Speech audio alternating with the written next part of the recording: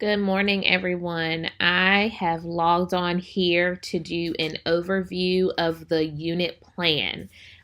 Just like we did for the lesson plans, I'll definitely have Zoom one-on-one meetings and workshops and all that to help you.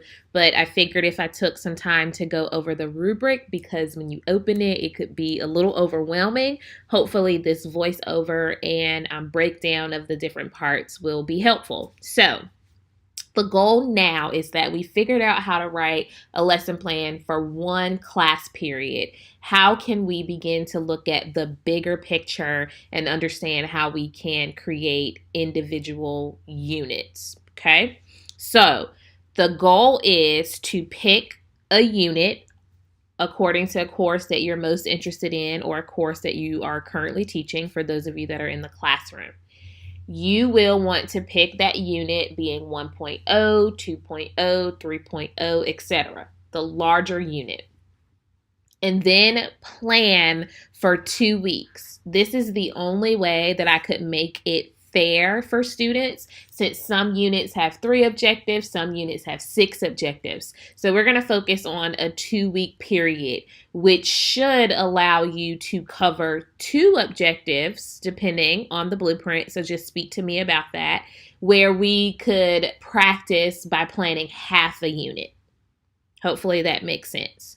So the goal is for you to first show me how you create instruction. For that 2-week period, you will be introducing something new to students. So you'll want to start with an overall introductory activity. This is different from the daily focus and review. Because you are starting something brand new, you want to have some big shebang to let the students know, hey, for the next 2 weeks, we're going to be talking about these things that go together. And this is how I want to introduce that to you. You will then complete lesson plans for that 2-week period. This should be one complete lesson plan for each objective. So that means if you're planning 2.0, you have one lesson plan for 2.01 and one lesson plan for 2.02. The way that we break that down for the 2-week period is by doing number 3.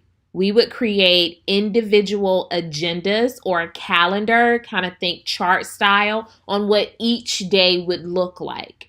This is important because, remember, not every single day is going to follow those 6 steps routinely like that, okay?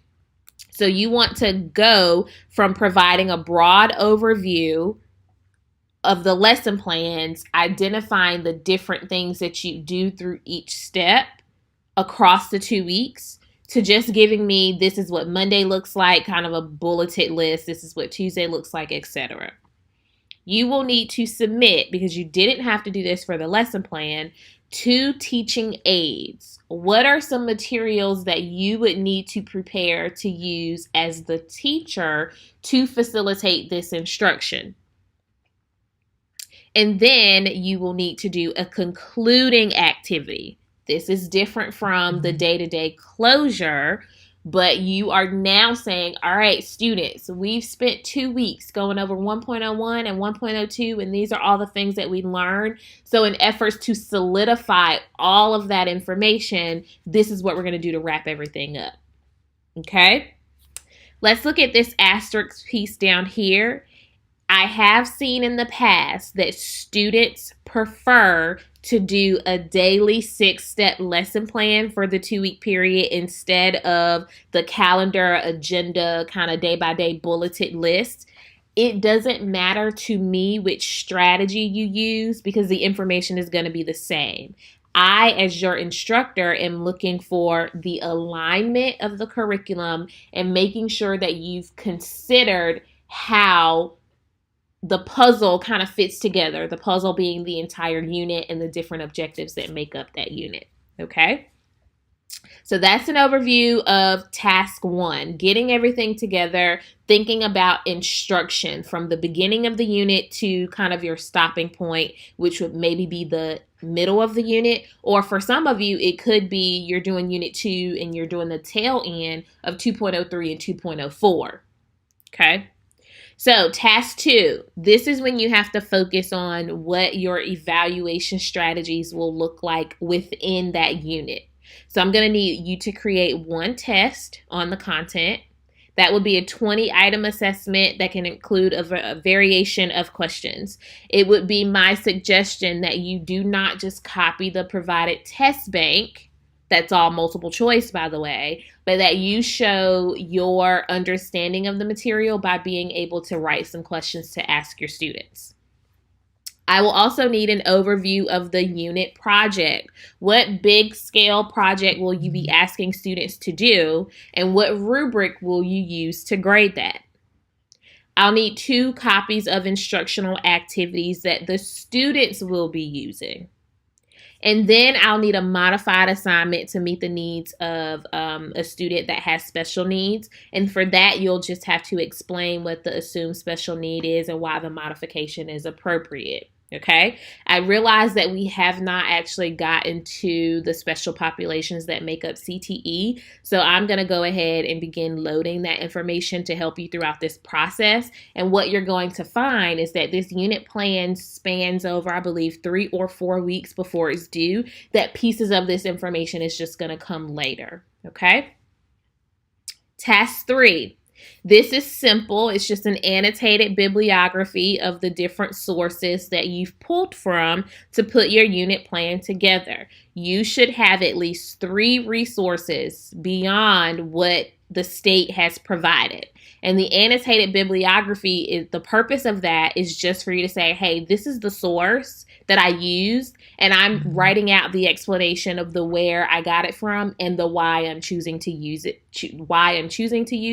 And this is important for you to be able to go back to it later if you need to. The final part is task 4, the teacher reflection.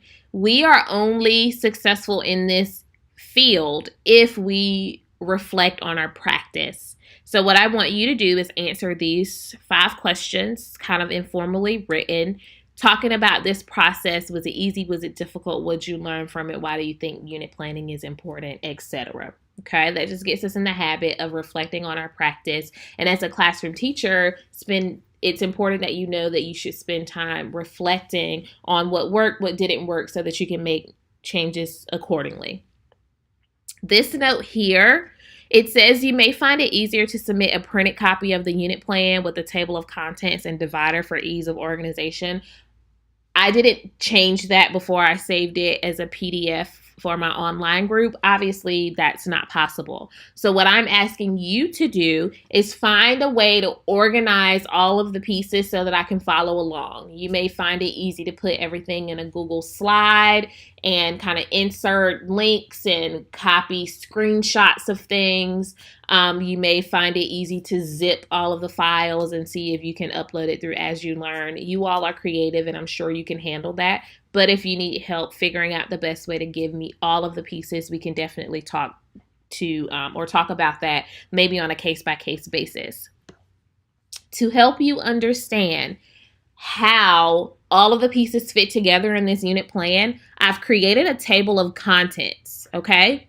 So you want to obviously tell me the unit title that you're going over, highlight the objectives from the course blueprint that you're covering, give me those complete lesson plans, and then those individual calendars or agenda plan, however you figure that part out based on preference. You want to give me that opening activity. What are those teaching aids, those materials the students will be using, the modified assignment and its justification? What is the unit project the students will be doing along with that rubric? What is that final culminating activity to close everything out?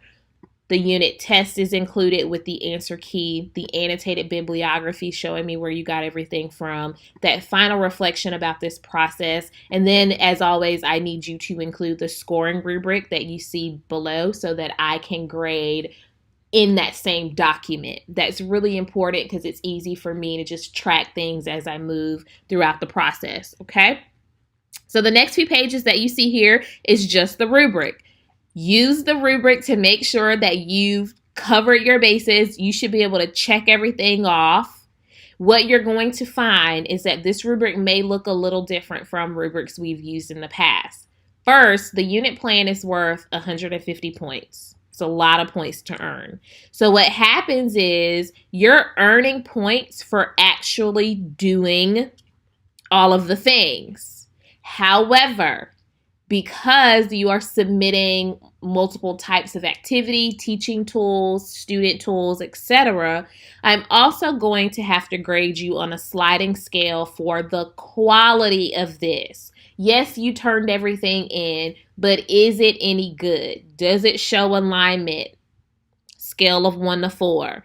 Is it appropriate? Can it actually last for 2 weeks? Does it meet the time frame? Are those plans well written and thorough? Are those teaching materials of quality? Or did you just slap something together for the sake of the grade? Okay, so what you're going to see is that there's a rubric for each of the tasks, 1 through 4. So you have just the points attributed, you have the sliding scale for quality of the materials, and then you're going to get an overall rating, which doesn't reflect in points, but I thought that it'd be a good idea to get you in the habit of seeing the way that we rate teachers in the field, that we use particular language to say that this teacher is developing or proficient or accomplished or distinguished, etc. So that's just a designation that I will provide based on the quality of each of the tasks. Okay, so we go from task 1 to task 2, same thing, overall points, quality, rating. Task 3 gives me points and a rating. There is no need to assess the quality of the annotated bibliography.